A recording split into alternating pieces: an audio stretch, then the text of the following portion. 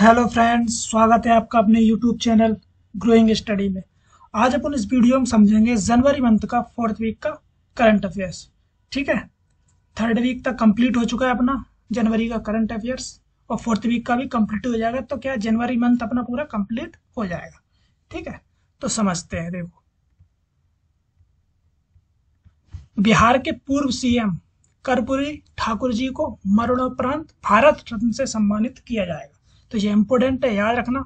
ठीक, कर्पूरी जी ठाकुर, इनका नाम याद रखना। कहाँ के हैं? बिहार के ये पूर्व सीएम रह चुके थे। ठीक है, इनको मरणोपरांत भारत रत्न से सम्मानित किया जाएगा।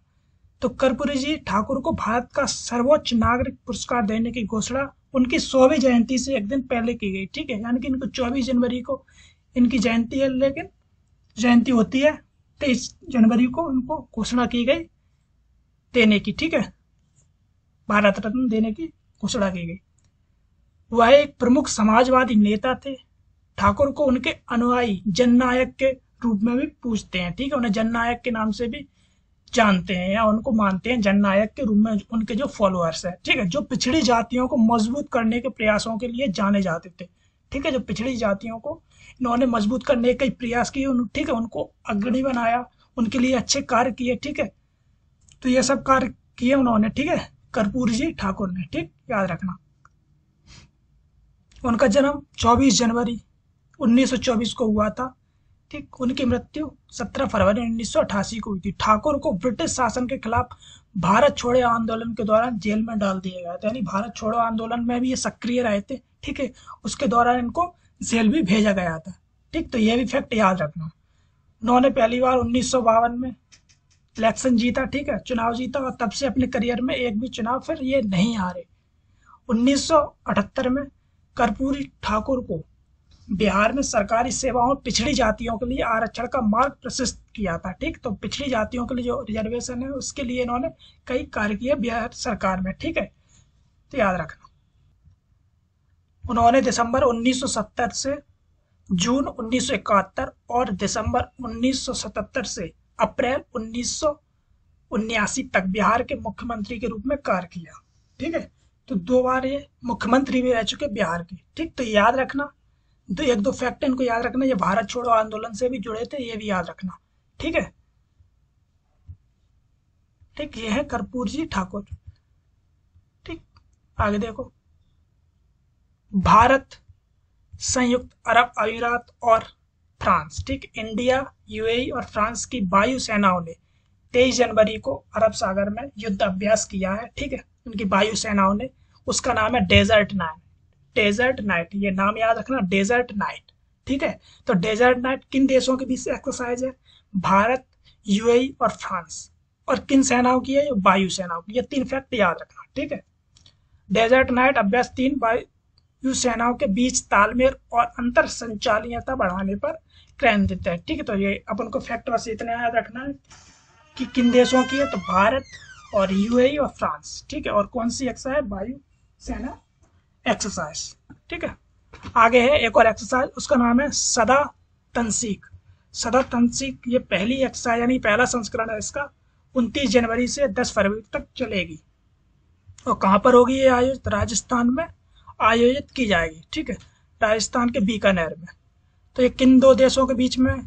तो सदा तंसीक जो एक्सरसाइज है वो भारत और सऊदी अरब के बीच में है। ठीक है, तो ये याद रखना, भारत और सऊदी अरब के बीच कौन सी है? सदा तंसीक। ठीक, ये पहली है, यानी कि पहली बार स्टार्ट हो रही है, इसलिए इंपॉर्टेंट हो जाती है। उसका नाम है सदा तंसीक। ठीक है, और ये भी याद रखना, इंडिया में हो रही है तो फिर उस जगह का नाम भी इंपॉर्टेंट हो जाता है। तो राजस्थान के बीकानेर में। ठीक, तो ये याद रखना। आगे देखो, भारत का 75वां गणतंत्र दिवस मनाया गया 26 जनवरी। ठीक है, इसकी कुछ इंपॉर्टेंट जो बातें वो अपन को याद रखनी है, जो एग्जाम में सीधे सीधे पूछी जा सकती है। ठीक है, तो फ्रांस के राष्ट्रपति एमेनुअल मैक्रोन, ठीक, ये गणतंत्र दिवस समारोह के मुख्य अतिथि थे। जो 75वां गणतंत्र दिवस समारोह हुआ इस बार, उसके जो मुख्य अतिथि थे, सीधा सीधा कई बार एग्जाम में ऐसा क्वेश्चन बन जाता और पूछा भी गया है। ठीक है, तो कौन थे जो 75वां गणतंत्र दिवस के जो मुख्य अतिथि थे यानी कि 2024 में? तो वो थे एमेनुअल मैक्रोन। और कहाँ के ये राष्ट्रपति हैं? फ्रांस के, याद रखना। ठीक है, और इसकी थीम क्या थी? 75वीं गणतंत्र दिवस की जो थीम थी, ठीक है, उसका विकसित भारत और भारत लोकतंत्र की मातृका, ये इसकी थीम थी, याद रखना, थीम भी पूछा जाता है, ठीक है, विकसित भारत और भारत लोकतंत्र की मातृका, मातृका, ठीक है, याद रखना। आगे देखो, पहली बार परेड की शुरुआत 100 महिला कलाकारों द्वारा भारतीय संगीत वाद्य यंत्र बजाने से शुरू हुई है, तो ये भी फैक्ट याद रख सकते हैं कि ये पहली बार हुआ है, ठीक है। जो परेड स्टार्ट होती है इसमें 100 महिला कलाकारों द्वारा भारतीय संगीत वाद्य यंत्र, तो ये भी पूछा जा सकता है कौन सा यंत्र, तो वाद्य यंत्र बजाने के साथ हुई है, ठीक है। संस्कृति मंत्रालय की झांकी ने गणतंत्र दिवस में परेड 2024 में प्रथम पुरस्कार जीता, ठीक। ओवरऑल जो झांकी थी, उस झांकी में जो प्रथम पुरस्कार जीता है वो संस्कृति मंत्रालय द्वारा जो झांकी प्रस्तुत की गई थी उसने जीता है, तो ये भी अपन याद रख सकते हैं, ठीक है।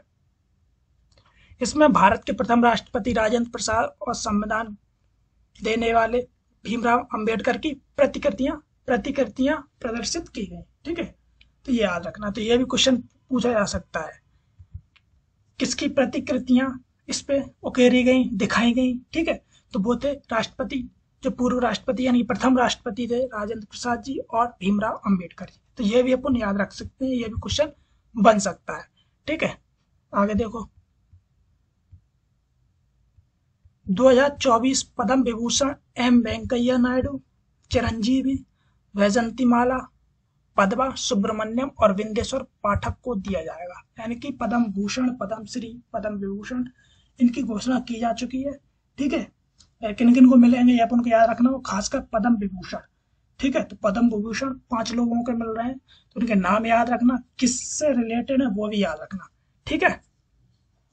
तो केंद्र सरकार ने गणतंत्र दिवस की पूर्व संध्या पर घोषणा की है कि पूर्व उपराष्ट्रपति एम वेंकैया नायडू, अभिनेता एक्टर चिरंजीवी और बैजंती माला वाली, ठीक है, और भारतनाट्यम नृत्यांगना पद्मा सुब्रमण्यम, ठीक, पद्मा सुब्रमण्यम को देश के सर्वोच्च नागरिक पुरस्कार, ठीक है, ये दूसरे नंबर का है भारत रत्न के बाद पद्म विभूषण, वो उससे इनको सम्मानित किया जाएगा 5 लोगों को। और एक और है, वो है सुलभ इंटरनेशनल के संस्थापक विंदेश्वर पाठक, इनको मरणोपरांत दिया जाएगा, तो यह भी याद रखना, विंदेश्वर पाठक का पिछले वर्ष सितंबर शायद या अगस्त में उसी के आसपास 2023 में निधन हो गया था। ये इंपॉर्टेंट पर्सनैलिटी याद रखना, इनका क्वेश्चन जरूर बनेगा, ठीक। तो किसके संस्थापक थे ये, सुलभ इंटरनेशनल के, ठीक है, विंदेश्वर पाठक, याद रखना। तो 5 नाम याद रखना, एक तो पूर्व उपराष्ट्रपति रहे एम वेंकैया नायडू, अभिनेता यानी एक्टर और एक्ट्रेस चिरंजीवी और बैजंती माला, और भारतनाट्यम जो नृत्य है उससे संबंधित है पद्मा सुब्रमण्यम, ये नाम याद रखना, और किस क्षेत्र से वो भी याद रखना, ठीक है। तो ये 5 लोगों के नाम और इनका क्षेत्र याद रखना, ठीक। तो सूची में 5 जो पद्म विभूषण है, 17 पद्म भूषण और 110 पद्मश्री दिए गए, ठीक है। इन पुरस्कारों की घोषणा हर साल गणतंत्र दिवस के मौके पर की जाती है, ठीक, और ये पुरस्कार दिए कब जाते हैं, खासतौर पर मार्च या अप्रैल के आसपास राष्ट्रपति भवन में आयोजित किए जाते हैं, ठीक। तो याद रखना, पद्म विभूषण 5 लोगों को दिया गया है, ठीक, उनका एरिया याद रखना। आगे देखते हैं, फिल्म फेयर अवार्ड्स, इनकी घोषणा हो चुकी है। फिल्म फेयर अवार्ड्स के 69वें संस्करण, ठीक, में रणवीर कपूर और आलिया भट्ट ने सर्वश्रेष्ठ अभिनेता और सर्वश्रेष्ठ अभिनेत्री का पुरस्कार जीता है, ठीक। तो देखो आगे और समझते हैं। 28 जनवरी को गुजरात में आयोजित समारोह के दौरान रणवीर कपूर को संदीप रेड्डी वांगा की फिल्म एनिमल में उनके प्रदर्शन के लिए सर्वश्रेष्ठ अभिनेता का पुरस्कार दिया गया, ठीक। और आलिया भट्ट को करण जौहर की फिल्म रॉकी और रानी की प्रेम कहानी में अपने प्रदर्शन के लिए मुख्य भूमिका में सर्वश्रेष्ठ महिला का पुरस्कार मिला, ठीक। तो याद रख सकते हैं अपन, लेकिन ये इंपॉर्टेंट है। आगे देखो, बिंदु विनोद चोपड़ा, ये इंपॉर्टेंट है, याद रखना। इनकी फिल्म है 12वीं फेल है, ठीक, 12th फेल के लिए सर्वश्रेष्ठ निर्देशक, यानी कि 12th फेल के लिए इन्हें सर्वश्रेष्ठ निर्देशक यानी कि बेस्ट डायरेक्टर का अवार्ड मिला है फिल्म फेयर अवार्ड में, और 12th फेल जो इनकी फिल्म है वो सर्वश्रेष्ठ फिल्म बनी है। तो दोनों चीज याद रखना इंपॉर्टेंट है, ठीक है। बेस्ट डायरेक्टर कौन है, बिंदु विनोद चोपड़ा, इनकी मूवी है 12th फेल, और 12th फेल ही मूवी सर्वश्रेष्ठ मूवी बनी है फिल्म फेयर अवार्ड की, तो ये याद रखना, ठीक है। आगे देखो, आगे जानिक सिनर। जानिक सिनर ने ऑस्ट्रेलियाई ओपन में पुरुष एकल में इन्होंने अपना पहला ग्रैंड स्लैम खिताब जीता है, तो ये इंपॉर्टेंट हो जाते हैं, याद रखना। ठीक है, अगस्त वो जनवरी में होता है ऑस्ट्रेलियन ओपन। ठीक है, वो इसको जीत चुके हैं जानिक सिनर। ठीक, तो 28 जनवरी को मेलबर्न में ऑस्ट्रेलिया ओपन के पुरुष एकल फाइनल में इटली के, ये याद रखना कहाँ के हैं, देश याद रखना, इटली, उसके जानिक सिनर ने रूस के जो डेनियल मेदवेदेव थे उनको हरा दिया है। ठीक, उपविजेता का नाम भी याद रखना, रूस के हैं डेनियल मेदवेदेव। ठीक, और इटली के हैं जानिक सिनर, जिन्होंने अपना पहला खिताब जीता है ऑस्ट्रेलियन ओपन। ठीक, इस जीत के साथ सिनर 1976 में एड्रियानो पनाटा, ये अपन को याद नहीं रखना, ठीक है, लेकिन वैसे ही बता दे रहे हैं, 1976 में इटली के व्यक्ति थे एड्रियानो पनाटा, उन्होंने जीता। उसके बाद अभी तक किसी ने नहीं जीता था, अब जाके 2024 में जानिक सिनर ने यह खिताब जीता है। ऑस्ट्रेलियाई ओपन में महिला एकल, जो पुरुष हो गया, महिला एकल में किसने जीता ये भी याद रखना, आर्याना सवालेंका। ठीक है, आर्याना सवालेंका ने जीता है, इन्होंने चीन की किंग वेंग जेंग को हराया है।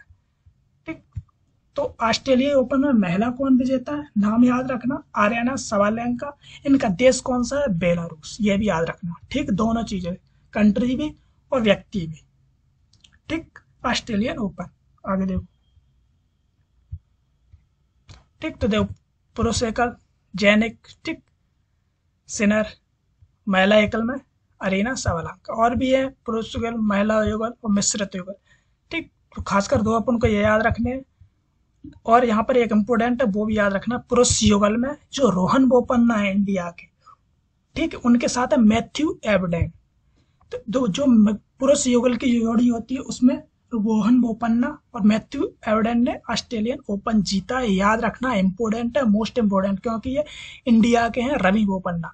ठीक है, तो रवि बोपन्ना क्या है, 2017 में फ्रेंच ओपन भी जीते थे, ठीक, पुरुष युगल में, और लेकिन इस बार क्या है 2024 में जो ऑस्ट्रेलियाई ओपन है उसमें भी पुरुष युगल जीता है इन्होंने। लेकिन इसमें याद क्या रखना है, रोहन बोपन्ना, तो सॉरी रोहन बोपन्ना, रवि बोपन्ना ने, तो रोहन बोपन्ना के साथ कौन था ये याद रखना, तो Matthew Ebden. Rohan Bopanna important है, उतने ही मैथ्यू एबडेन भी इंपोर्टेंट है, याद रखना। और एक और रोहन बोपन्ना का इंपोर्टेंट यहाँ पर पॉइंट है कि सबसे उम्रदराज नंबर 1 टेनिस खिलाड़ी बन गए हैं रोहन बोपन्ना, यानी 43 एज है शायद, तो 43 की उम्र में, यानी कि सबसे उम्रदराज जो टेनिस खिलाड़ी है नंबर 1 पर, वो रोहन बोपन्ना, अभी तक कोई नहीं बना था। ठीक है, सबसे उम्रदराज, तो ये भी पॉइंट अपन को याद रखना है।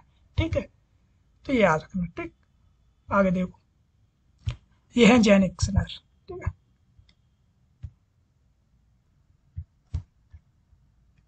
उड़ीसा सरकार ने लघु बाण जाति द्रव्य का है, शॉर्ट में बोलते हैं लावा, तो लावा योजना शुरू की। तो सीधा क्वेश्चन ये बनता है, ठीक है, यह बनेगा कि किस राज्य सरकार द्वारा लावा योजना शुरू की गई, तो वो है उड़ीसा सरकार। ठीक, इसका फुल फॉर्म है हिंदी में लघु बाण जाति द्रव्य का है।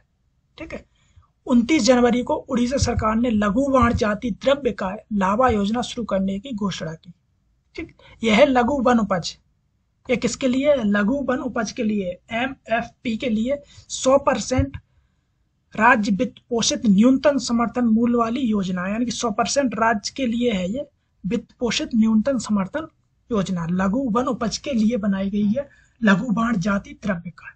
ठीक है, तो याद रखना, यह योजना उड़ीसा की एक बड़ी आदिवासी आबादी को प्रभावित करेगी, जो राज्य की कुल आबादी का लगभग 23% है, यानी कि जो उनकी जनसंख्या उसमें 23% आदिवासी आबादी है, उसको यह काफी फायदा पहुंचाएगी यह योजना। ठीक है, अब हर साल लघु वन उपज का MSP राज्य सरकार तय करेगी, जो इसका न्यूनतम समर्थन मूल्य है वो अब राज्य सरकार तय करेगी। ठीक है, भारतीय जनजाति सहकारी विपणन संघ लघु वन उपज के लिए MSP तय करता था, पहले राज्य सरकार तय नहीं करती थी, पहले करती थी जो भारतीय जनजाति सहकारी विपणन संघ है वह तय करती थी न्यूनतम समर्थन मूल्य। लेकिन अब क्या, अब सीधी डायरेक्ट राज्य सरकार ही, जो उड़ीसा की सरकार है वो इसको तय करेगी। ठीक है, उड़ीसा के आदिवासियों तक नहीं पहुंच रहा था जब ये लोग करते थे, ऐसा इनका मानना था राज्य सरकार का।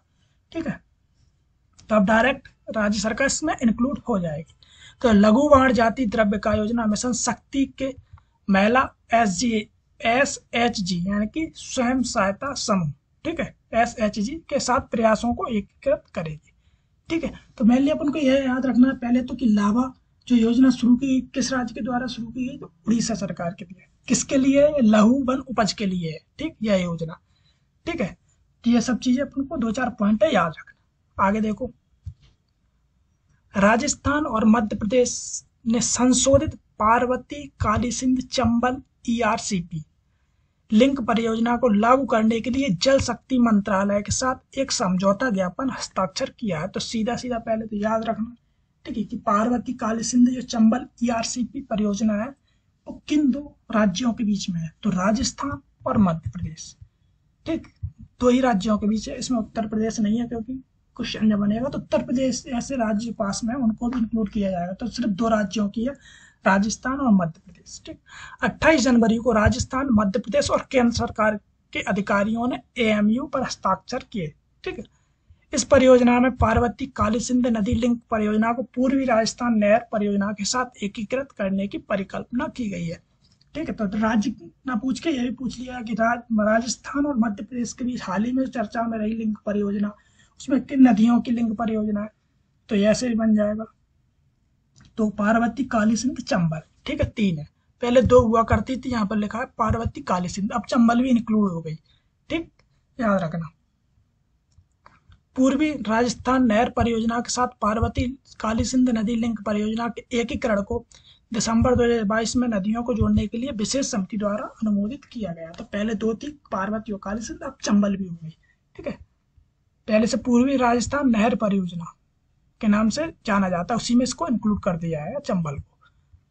तो वो ये पार्वती कालीसिंध नदी लिंक परियोजना तो संशोधित हो गई है पीकेसी, यानी कि पार्वती कालीसिंध और चंबल। ईआरसीपी एक अंतरराज्यीय नदी जोड़ परियोजना है। ठीक, वर्ष 1980 में तत्कालिक केंद्रीय सिंचाई मंत्रालय, अब इसका नाम जल संसाधन मंत्रालय, और केंद्रीय जल आयोग द्वारा गठित राष्ट्रीय परिप्रेक्ष्य योजना में शामिल 30 लिंक परियोजना में से एक है। तो ये आपको ज्यादा याद नहीं रखना है। ठीक है, और पूर्वी राजस्थान नहर परियोजना क्या है? इसका मुख्य उद्देश्य है चंबल बेसिन के भीतर पानी का अंतर्वेशन स्थानांतरण करना। ठीक है, जो चंबल की सहायक नदियां कालीसिंध पार्वती है, तो वो सब चीजें हैं। ठीक है, या कालीसिंध पार्वती मेज चाकन उपवेशनों में उपलब्ध अधिशेष मानसूनी पानी को, ठीक है, जहां पर पानी अधिक होता है मानसून के कारण, उसको मोड़कर बनास, गंभीरी, बाणगंगा और पार्वती के उपवेशनों की ओर ले जाया जाएगा। ठीक है, जहां पर कम पानी है जिन नदियों में, उसको इसकी तरफ मोड़ दिया जाएगा। ये इसका मुख्य उद्देश्य है।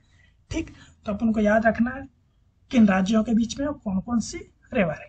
ठीक है, आगे देखो, प्रीति रजक भारतीय सेना की पहली महिला सूबेदार बनी। तो ये इम्पोर्टेंट है। ठीक है, भारत, क्योंकि ये पहली महिला है इसलिए इम्पोर्टेंट हो जाता है। तो प्रीति रजक क्या है? भारतीय सेना की पहली महिला सूबेदार। 28 जनवरी को हवलदार प्रीति रजक को भारतीय सेना में सूबेदार के पद पर पदोन्नत किया गया और वह पद संभालने वाली पहली महिला बन गई है। ठीक है, याद रखना ये इम्पोर्टेंट। वह शूटिंग अनुशासन में हवलदार के रूप में सेना में नामांकित होने वाली मेधावी खिलाड़ी है। प्रीति रजक ने चीन के हांगजू में आयोजित 19वें एशियाई खेलों के दौरान ट्रैप महिला टीम स्पर्धा में रजत पदक भी जीता था। ठीक, तो ये इंपॉर्टेंट हो जाती क्योंकि इनका, और ये भी पूछा किस खेल से ये संबंधित है। ठीक है, तो ये भी क्वेश्चन बन जाएगा। तो ये शूटिंग से संबंधित याद रखना, प्रीति रजक, और ये पहली महिला है सूबेदार बनी है भारतीय सेना। ठीक, आगे देखो, आगे वैश्विक भ्रष्टाचार सूचकांक में भारत का स्थान 93वां स्थान हासिल किया है। तो 2023 का वैश्विक भ्रष्टाचार सूचकांक जारी किया है, उसमें भारत की जो पोजीशन है वो 93वें स्थान पर है। ठीक, याद रखना। ट्रांसपेरेंसी इंटरनेशनल की रिपोर्ट के अनुसार वैश्विक भ्रष्टाचार सूचकांक में भारत 39 अंक के साथ 93वें स्थान पर है। भ्रष्टाचार धारणा सूचकांक में 0 से 100 के पैमाने का प्रयोग किया जाता है, जहां 0 जो होता है वो अत्यधिक भ्रष्ट होता है और 100 जो होता है बहुत साफ होता है, यानी कि वहां पर बिल्कुल भी भ्रष्टाचार नहीं है। तो भारत का जो अंक है वो है 39, यानी कि 39। 2023 में भारत का कुल स्कोर 39 था, जबकि 2022 में भी 40 था। 2022 वाले में 40 था और 2023 में 39 था। ठीक, 2022 में जो भारत की रैंक थी वो 85 थी। ठीक है, तो अभी जो 2023 की है उसमें 39 स्कोर है और रैंक हो गई 93। ठीक है, आगे देखो, इसमें जो फर्स्ट पे है वो डेनमार्क, जो लगातार 6 सालों से अपना स्थान कायम किए हुए है। लगातार 6 सालों से पहले स्थान पर है डेनमार्क। ठीक, फिर उसके बाद है फिनलैंड, न्यूजीलैंड, इनका दूसरा और तीसरा स्थान है। और दक्षिण एशिया में पाकिस्तान का और श्रीलंका का क्रमशः स्थान 133वां और 115वां, यानी पाकिस्तान का 133वां स्थान है और श्रीलंका का 115वां स्थान है। और चीन का है 76। ठीक, और सोमालिया, वेनेजुला, सीरिया, दक्षिणी सूडान और यमन रैंकिंग में सबसे निचले स्थान पर है, यानी कि इनकी कंडीशन बहुत खराब है। यहाँ पर भ्रष्टाचार सबसे अधिक है, तो वो है सोमालिया, वेनेजुला, सीरिया, दक्षिण यानी कि अफ्रीका महाद्वीप के देश। ठीक है, तो इस वीडियो में क्या है, अपना जनवरी का 4th वीक का वीडियो कंप्लीट हो चुका है और अपना जनवरी का करंट अफेयर्स कंप्लीट हो चुका है। अब अपना फरवरी स्टार्ट हो जाएगा। तो मिलते हैं अगले वीडियो में। जय हिंद।